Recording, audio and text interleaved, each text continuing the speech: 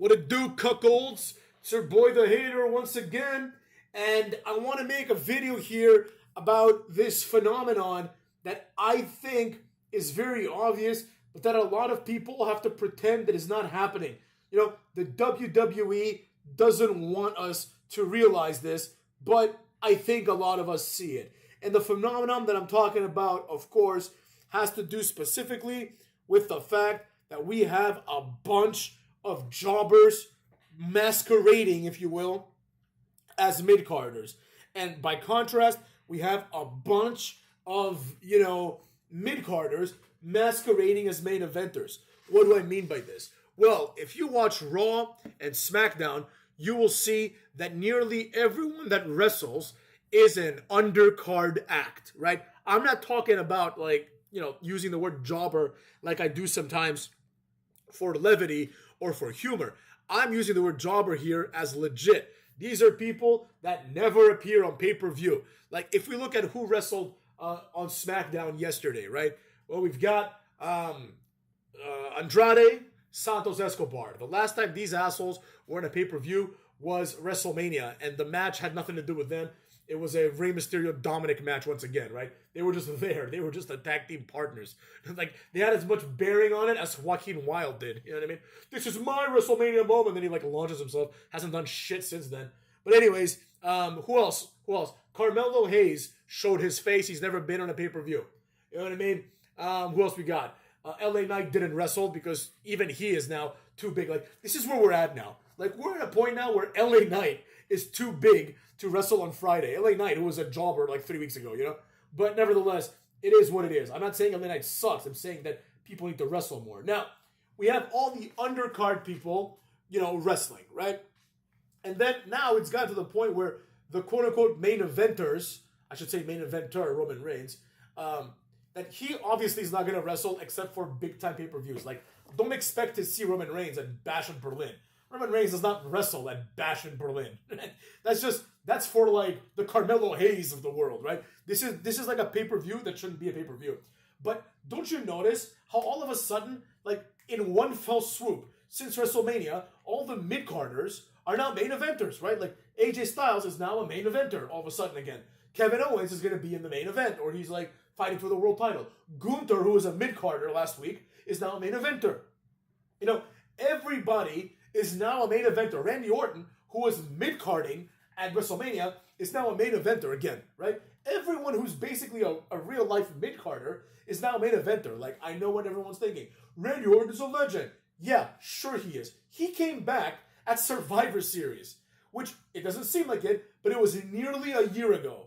So almost an entire year of Randy Orton's career has been wasted with him doing nothing, right?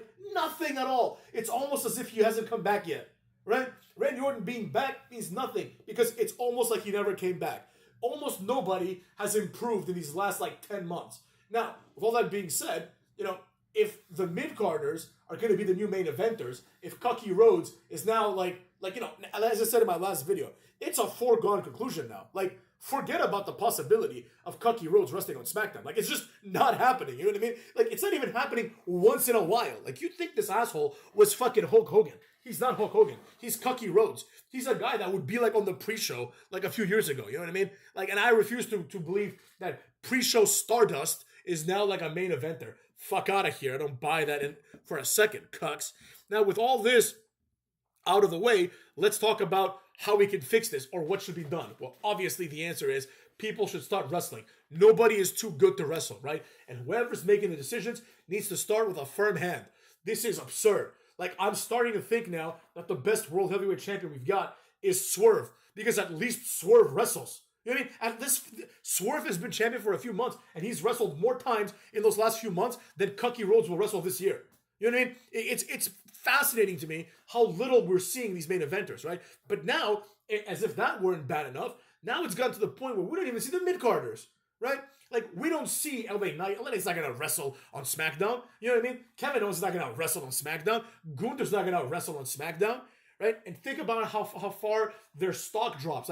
Why the hell do I want to see Cody Rhodes versus Kevin Owens. Like, I don't care if you present it as a main event match. I'll never believe that. To me, it's always going to be a mid-card match, right? Because I always will think of Cucky Owens as a mid-carder. He will never be a main eventer in my eyes because he hasn't main evented in like 7 years. Oh, he main evented WrestleMania. No, he didn't. First of all, night one doesn't count. Number one. Two, even if he did, he was the ass of the joke. Like, he's so bad that now, even his promos, he has to acknowledge that he doesn't deserve a title shot. Like, what kind of a number one contender says, I don't deserve a title shot? Oh, loser, that's who. So this guy simultaneously doesn't deserve a title shot, but gets a title shot. And then on top of this, he's too good to wrestle on TV. What are we going to watch on TV? How many times do I have to see Kid Wilson, whatever his name is, and Carmelo Hayes? These guys who shouldn't even have jobs at this point, right? Like, we need to do a complete revamping of WWE, right? There are certain wrestlers that belong on TV and certain wrestlers that belong on the pre-show. Nearly everyone that wrestled tonight, I think, honestly, in this episode, I think it's everyone. Everyone that wrestled tonight, except for Jade Cargill, I'll give her one more chance, I guess, belongs on the pre-show. These people shouldn't be on TV. Santos Escobar and Carmelo Hayes and Andrade shouldn't be on TV. They're not TV-worthy wrestlers, right? They can become TV-worthy wrestlers one day, but, well, maybe Carmelo, the other two, have been at it for, like, they're like in their mid-30s, haven't achieved anything so far, right? So there's a lot of people that are just there collecting a paycheck, contributing nothing, you know? But I will say this, at the end of the day, the Kid Wilsons and the Montez Fords, who in my opinion shouldn't have jobs, are the ones that are keeping the company alive because they're the ones who are actually doing the wrestling, right? Montez Ford, poor bastard, goes out there, wrestles every week, you know? Cody Rhodes comes out and cuts a promo. And sometimes the promo is, I'm going to go petition to Nick Aldis so that Kevin Owens can get a match. Are you kidding me? Is this something a champion would do? Have you ever heard of Stone Cold come out and be like, you know who deserves a title? Triple H. That's who. No, you never heard that. Stone Cold would come out and he'd get the mic. And he would say something like, I don't give a damn who I'm going to wrestle. Stone Cold doesn't care whether it's China, Triple H, Mankind, you know? And then, like, The Rock would come out and be the same thing. He's like, it doesn't matter who The Rock is going to wrestle. The Rock will throw 29 others out of the ring, right? But Cody Rhodes is basically this, like, SJW character who's like, I want to make sure that everyone gets what they deserve. Kevin Owens is like, I don't deserve it. And then Cody Rhodes is like, you do. You do deserve it. So they go to Nick Aldis. They're like, Nick, he deserves it. Nick Aldis is like, no, he doesn't. He's shit, right? Kevin Owens is like, Nick's right. I'm shit. And then Cody Rhodes is like, he does. And Kevin Owens is like, I don't, but you're not going to give it to Roman, are you? And then Nick Aldis, that's all it takes. Like, Roman Reigns has been champion for 4 years, but all that can be circumvented by a stupid-ass promo by dumbass Kevin Owens. You know what I mean? Like, and then Kevin Owens doesn't even have to earn it at this point. At this point, it doesn't matter. At this point, it's like the title is completely meaningless. Nobody cares about the WWE title has lost so much prestige since Cody Rhodes won it because he is becoming the next Roman Reigns. Except the problem is he doesn't have the presence to be the next Roman Reigns. Roman Reigns can wrestle 10 times a year because he's Roman Reigns. Cody Rhodes has wrestled like 6 times this entire year at most. You know? And, like, he's basically had a 6-month title reign by wrestling 6 times. You know, what kind of a champion is that, right?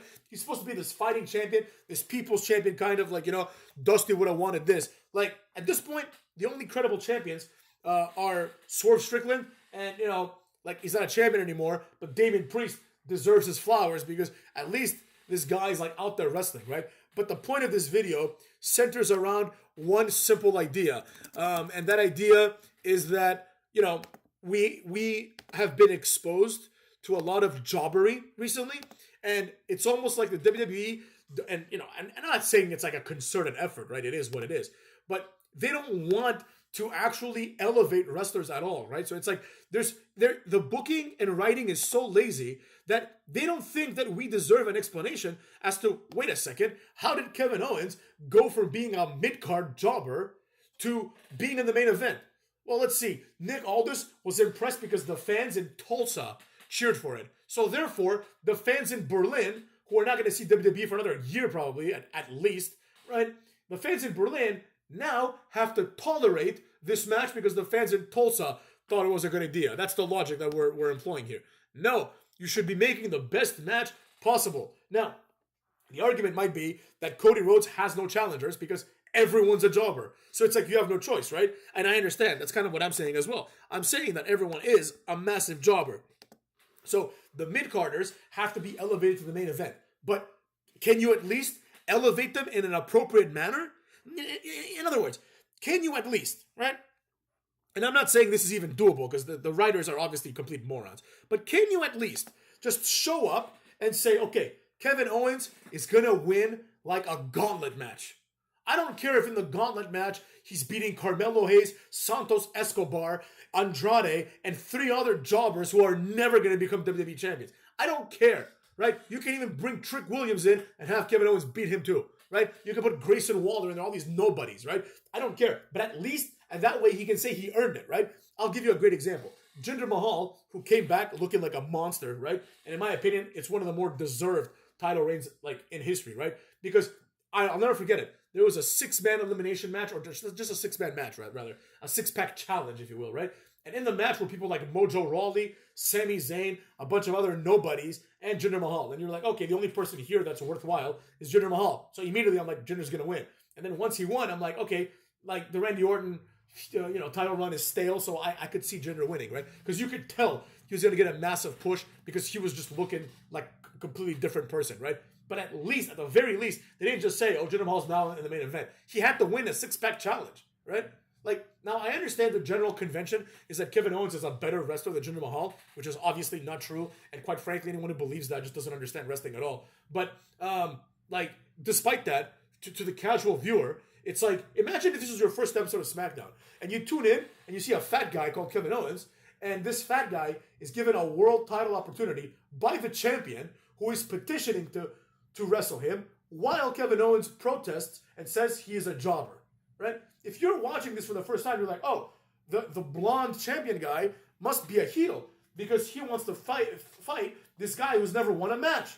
And he's fat and looks like a loser. So it's like, oh, that makes sense now. The champion wants an easy out. He must be a heel. And then you learn, oh my God, what? He's a face? He's a good guy?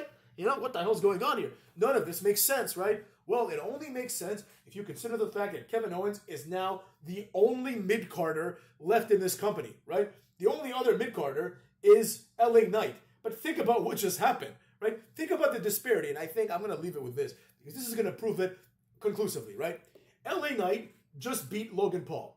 Now, for better or for worse, Logan Paul has been positioned to be an upper mid-carder in WWE over the last year. He's had a lengthy U.S. title reign, but more importantly than having a lengthy U.S. title reign, he has been able to be plugged in to matches with Cody Rhodes, to matches with Randy Orton and Kevin Owens as well, right? He has been pegged to be this big deal, right? The logo of his energy drink is in the middle of the ring, and so on, right?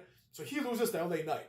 Okay, great. You'd think LA Knight has not been made, right? LA Knight comes out, he's like, this makes me a marked man. And then who is LA Knight gonna wrestle against? Santos Escobar? The guy whose only success is being the illegitimate half of the cruiserweight equation, right? Maybe he was a legitimate one. Who cares, right? He was like the cruiserweight champion in NXT, and then Jordan Devlin, who is now JD McDonough, was the other cruiserweight champion, right? During the COVID years, they had like a unification match at like Stand and Deliver, which nobody cared about. It was like an opening match and like Stand and Deliver, So this guy is now like fighting the guy that just beat Logan Paul, who beat Randy Orton, right? The transitive property doesn't make sense. It's like LA Knight should have no problem just running through Santos Escobar in a 2-minute squash match, right? But because there's no mid-carders, Santos Escobar, the undercarder, now is going to be positioned as a mid-carder, right? And then what's going to happen? When Santos is a mid-carder, when Andrade is a mid-carder, when Carmelo Hayes is a mid-carder, who's going to be the undercard guy? Who's it going to be? They're going to bring someone from NXT and make him the undercard guy. And this is normally what happens. Except the problem is, we are not being explained to why all of a sudden Santos Escobar is anything more than an undercard opening act jobber, which is what he's always been. All of a sudden, he beats Andrade, who's in the same position, and one of them gets a title shot. This is why the U.S. title is completely meaningless, and that's why when LA Knight said, "Oh, this makes me a marked man," I almost laughed. I'm like, nobody wants this title. This is a title that only like Santos Escobar wants. It's like a jobber title. Like Kevin Owens, who is the real mid-carder, has no interest in this title. He's gonna fight for the real title, right? He's gonna find another jobber. Meanwhile, Solo Sikoa, who's like a big jobber and a big lackey has to wrestle the only one good wrestler in this company's doomed, motherfuckers. SmackDown suck, and this entire booking and this entire system is garbage.